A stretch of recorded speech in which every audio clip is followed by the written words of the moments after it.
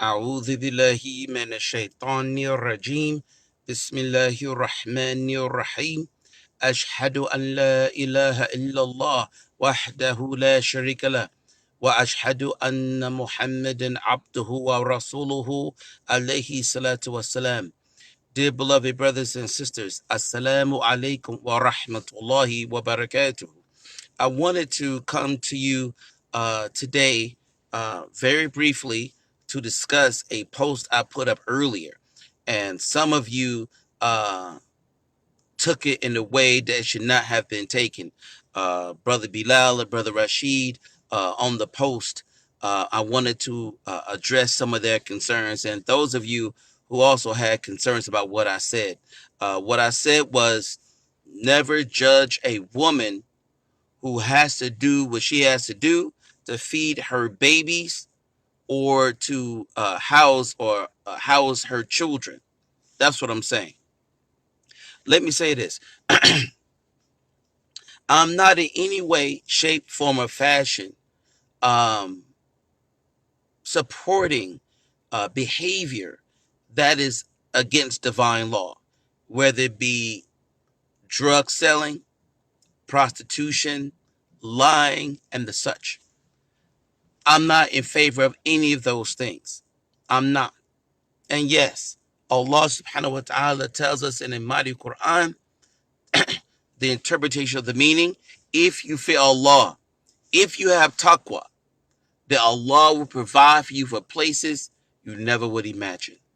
I know this. I know. And there are people who have such strong iman, strong faith, that when they're backed into a corner or what have you, Allah subhanahu wa ta'ala will always come to that person's aid. That is true. And the sister said earlier, she said she'd rather die than to do something which is unlawful. And I understand that. I do. But let me say this too.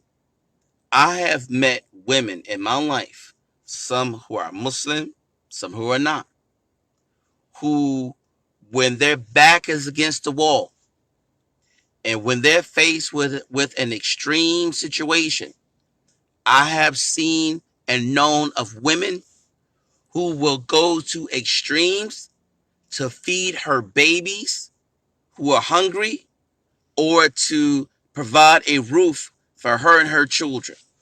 I've known women who became strippers. I've known women who became prostitutes.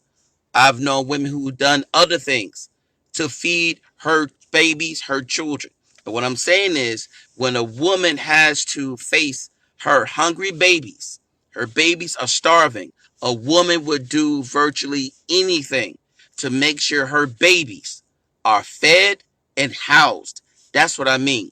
And unfortunately, some women will turn to behavior that is criminal or immoral in behavior, such as, stripping or becoming a prostitute. And what I'm saying is, never judge a person who goes through that.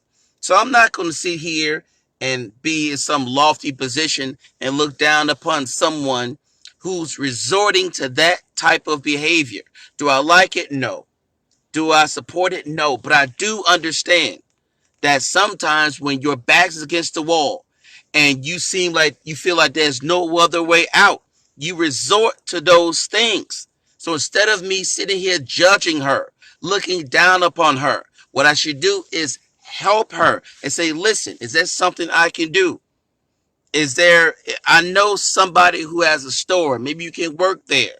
Or is there something else that can be done? Offer her an alternative to that type of behavior or lifestyle. I know Muslim women right now who are Muslims right now. They used to be strippers. Yeah. And you ask them why they did that. They say, listen, I had children. My ex-husband didn't pay child support. He refused to pay child support. The rent is due. My daycare money, I don't have any money. I mean, they might have had a viable skill or profession or trade. And she had to do what she had to do. Do I like it? No. Do I support it? No.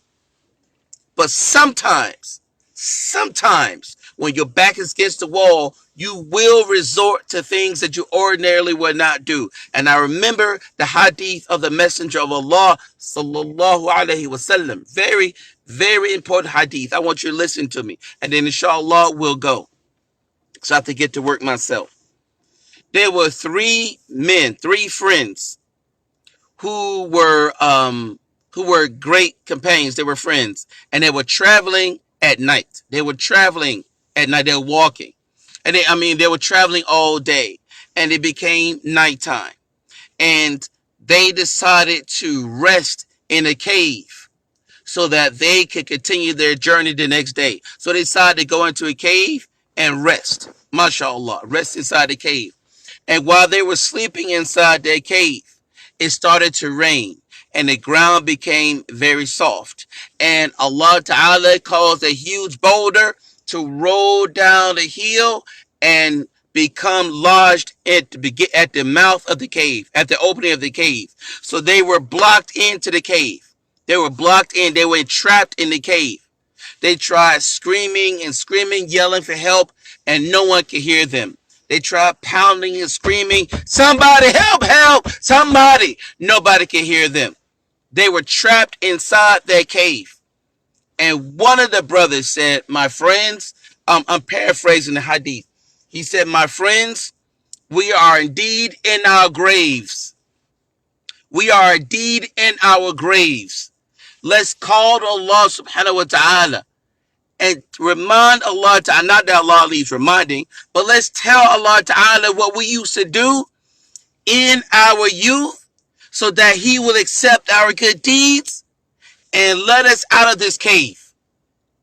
Let's tell Allah Ta'ala what we used to do so that He will accept our good deeds so that He will let us out of this cave. One man stood up and he said, oh Allah, I had a business. I had a farm. And I used to employ people in my farm. Ya Allah, I used to do that. And I used to pay my workers at the end of the day for work they did for me. One day, a man came to me. A man worked for me, Ya Allah. And he left, I believe, if I'm not mistaken, he left before I could pay him. And he was gone for a long period of time, Ya Allah. So I kept his money and I invested his money. I was going to pay him. I invested it, my money. One day he came back looking for the money. He said, remember, I used to work for you a long time ago. You owe me money. You owe me money. I want my money back. I want my money now. And he said, and I said, oh Allah, the money that I was supposed to owe him, I took it and I invested it. And I told him, look at what you see right now. You see the cows and goats and all that is yours. All that is yours. Because I invested that money. And the man said, stop playing. He said, no, I'm not playing. Take that. And so the man took a portion of my property, my wealth, and took it with him because I used that money to invest in it. He said, oh Allah, if I had done that for no other reason but the fact that I fear you, oh Allah, remove this rock and let us go. I know brothers give me salam sometimes. Wa alaikum salam. He said, oh Allah, if I had done that for no other reason but that I truly fear you, remove this rock and let us go. And Allah accepted that deed, and Allah removed the rock 1/3 of the way, just 1/3 of the way. And then the second man stood up. He said, oh Allah, I used to get up every day and I used to go out and I used to milk the goats, milk the cows with milk. And then I would work all day and milk. I would milk my cows. And at the end of the day, I would take the milk to my parents and give my parents some milk. And then I would go home and give my wife and children the remainder of the milk. I did that every day, y'all. Every day I did that. One day I worked so long and so hard that when I came to my parents' house, it was already late and my parents were asleep. My parents were asleep. I didn't want to leave my parents because I did that every day, y'all. I did that every day. And so I didn't want to wake my parents. So I sat there and waited for my parents to wake up. So as soon as they woke up, I had fresh milk for them. And then I went home to my family. I did that every day. He said, oh Allah, if I'd done that for no other reason but that I truly fear you, oh Allah, remove this rock from us and let us go. Allah removed the rock 2/3 of the way. Do you understand? He moved the rock 2/3 of the way. The last person stood up. Now, this part of the hadith is important about why I said what I said. Listen to the last part of the hadith. The third man stood up. He said, oh Allah, I had a cousin. I had a cousin who had a crush on my whole life. I was in love with her, ya Allah. I tried my best over the years to get with her and have lay with her and have sex with her, but she always refused me, Allah. She was a pious woman. She was a righteous Muslimah. She always refused me. I was in love with her. One day, there was a famine, or there was a time where there was a shortage of food and water and things like that, and people were in very bad condition. But I had money, and my cousin knew that I was family, and she came to me asking me for help. And I told her, sure, I help you. I help you. But what's in it for me? What's in it for me? She said, A'udhu Bilal. No. I'm not doing that. And she went away. She went away. She was a pious Muslimah. Never would she do something like that. She went home and she saw her babies crying, hungry, no food. Times are hard. She had no money. She had no food. What is she going to do? She's seen her babies on the floor, on the bed, crying, cannot go to sleep. She's concerned about her babies.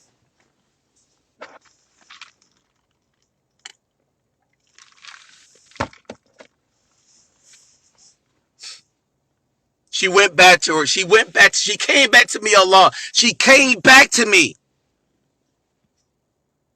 And she agreed. I took her to my house. Oh, Allah, I took her to my house. I closed all the doors and all the windows. She took off her clothes and I took off my clothes. We were there in the dark. We were both in a position to disobey you, Allah.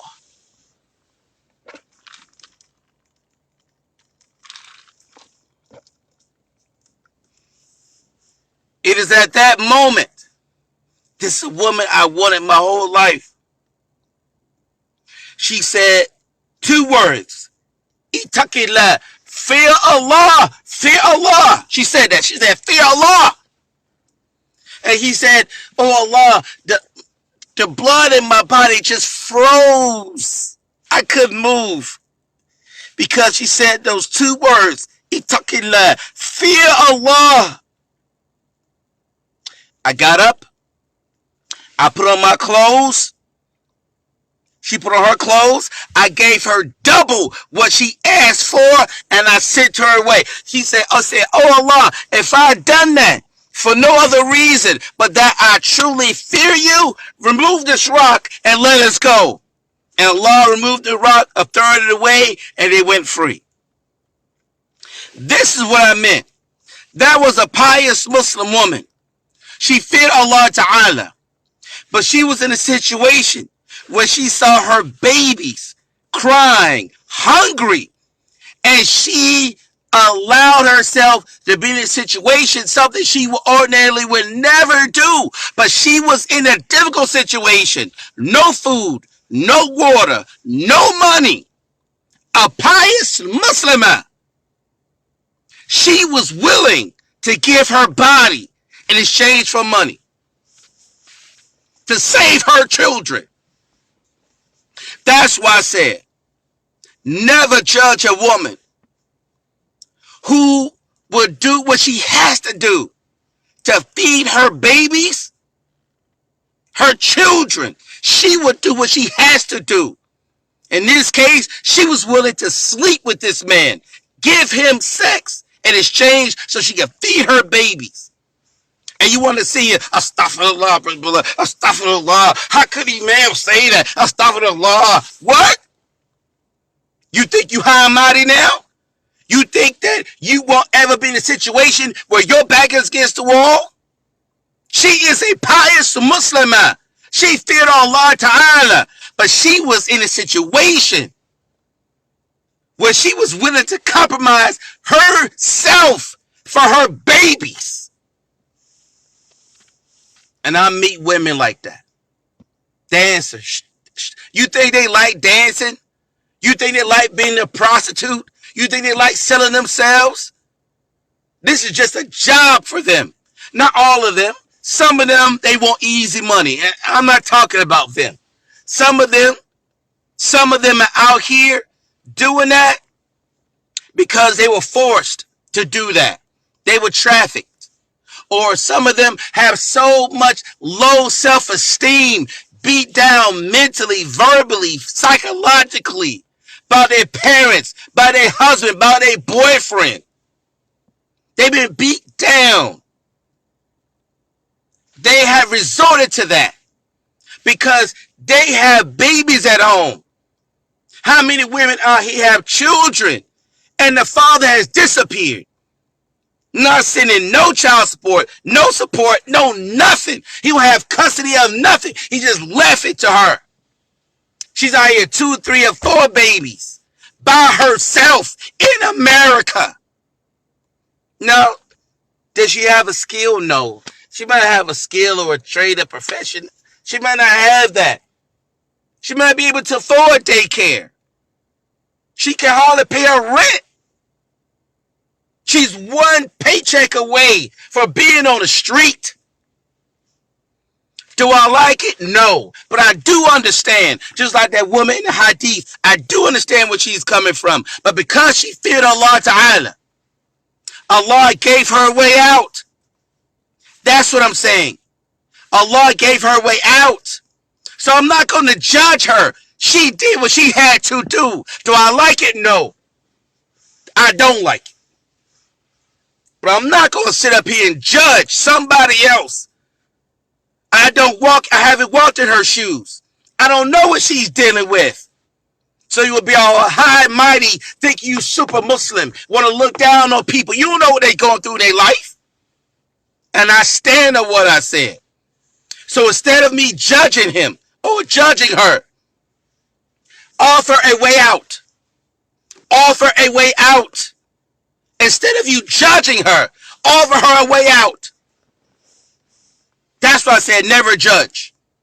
Pray for that person. Offer them a way out. That's why I said what I said. And Allah Ta'ala has put in the heart of every female the love of her children. She will do what she has to do. She will. And this goes around the world, regardless of race, nationality, religion, Vietnam, Iraq, Afghanistan, it don't matter. When a woman has a baby or babies, and her babies are hungry, can't sleep, can't eat, I don't care if she's the most pious of Muslim women. She may think about doing that. I'm not going to judge her, just like in the hadith. So instead of you judging her, if you're not going to help her, if you're not going to give her sadaqah to help her and her children, if you're not going to give her a way out, then keep your mouth shut. Because you have no right to do that if you're not coming to her with a solution or help. Oh, I forgot. How many sisters have told me that they've been in situations and the same thing happened? Right now, I've had sisters tell me there have been brothers who told her the exact same thing that woman was faced in the hadith. What you going to do for me? Sisters that told me brothers have said, you got to sleep with me and I help you. The exact same scenario.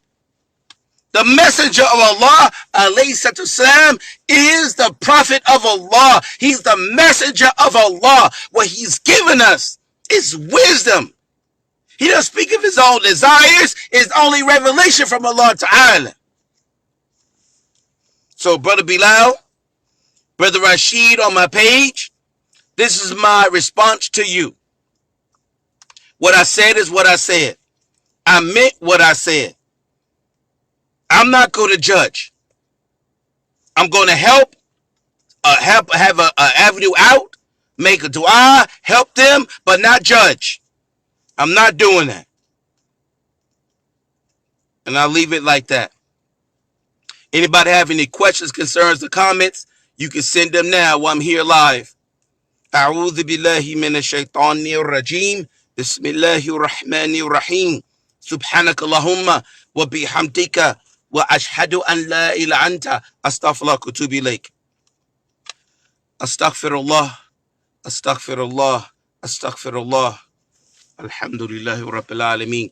If you have any questions, concerns, or comments, now send them, and I get to work, inshallah. I'm going to scroll through your comments here. Anyone? Wa alaikum salam, Brother Lloyd. Alhamdulillah, Sister Yahya. Allah is most merciful. Yes, He is. Anybody else? Anybody else? Please, here's your chance to ask me a question. Please ask me now, inshallah. I had to clarify what I said on my page so people won't get it twisted, as they say. Please. Sister Elena, alhamdulillah, yes. Naveen, barakallahu feekum, alhamdulillah. May Allah, jazakallah khairan. May Allah reward you, alhamdulillah. Anybody else have any questions, concerns, or comments? Thank you, Brother Lloyd. Alhamdulillah. Thank you. Inshallah, have a blessed day today. You as well, Brother Lloyd. May Allah bless you. Wa alaikum salam, Brother Lloyd. Anybody have any questions, concerns, or comments? You can email me, bilal.stroud@gmail.com. That's bilal.stroud@gmail.com. You can find me on Instagram, Bilal Stroud on Instagram, BILAL Stroud, STROUD. Please, any more questions, concerns, or comments? If not, then I'll leave it, inshallah ta'ala. Bismillah. I give him about 30 more seconds, and then we'll leave it, inshallah.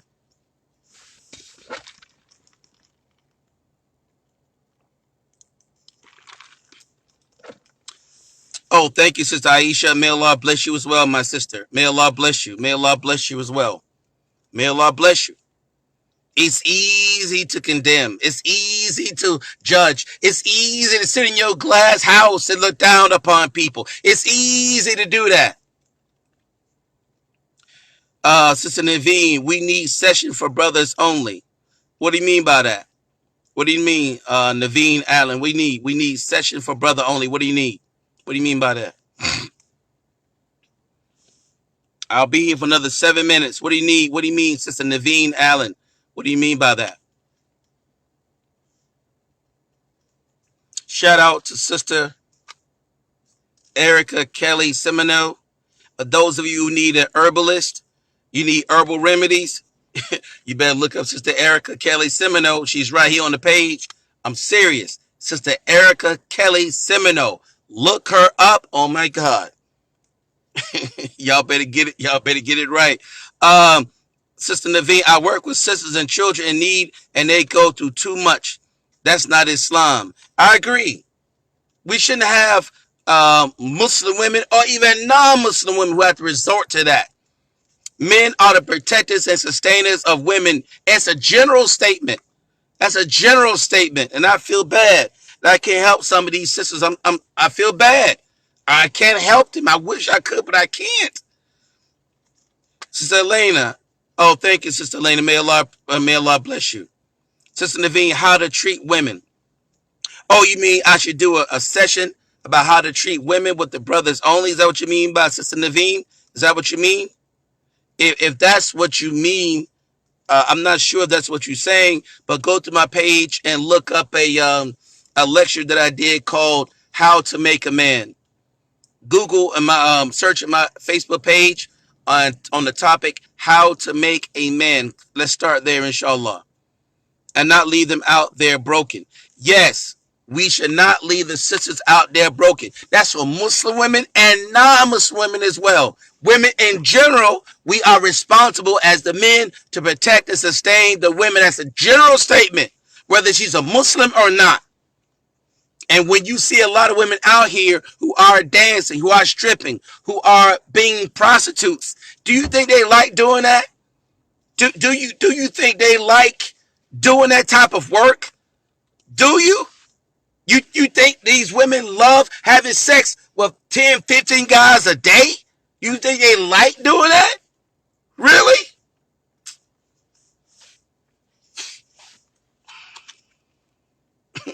For her, this is just a business transaction. She gets nothing out of this. For you, it's enjoyment. For her, it's just business for her. And it's difficult for her to say, oh, why are you doing all that? They can go get you a job. Yes, that's true. She could go get a job. Yeah, she could. She go work at McDonald's and get about, $5 an hour, $6 an hour with 3 children. She could do that. She could work at Walmart, get about $6, $7 to feed her 3 children. She could do that. That's true. And she could pay her rent. Her rent is $1,000 a month. Child care, gas, electric, water, food, clothes for the children. Yeah, she can make that on $6.50 an hour. Yeah, she can do that. Yeah. Or she can go right down the street to the strip club and make literally $2,000 on a night. To her, it's economics. Do I like it? No. Am I saying she should do it? No. I'm not saying that. If she feels Allah Ta'ala, Allah will provide her a way out of no way. I know this. But just like in Hadith, some people, when their back is against the wall, they will resort to what they got to do to feed the babies. That's all I'm saying. Okay. I'll go ahead and end this because I have to get to work now. May Allah bless all of you. May Allah protect you. Share this video. I had to make a clarification. I don't want somebody going away saying, Brother Bilal, supports this, supports that. No, I don't. But I hope that this serves as a clarification. May Allah Ta'ala reward all of you as I leave you in peace. Subhanakallahumma wa bihamdika wa ashhadu an la ilaha anta astaghfiruka wa atubu ilaik. May Allah bless all of you as I leave you in peace. Assalamu alaikum wa rahmatullahi wa barakatuh.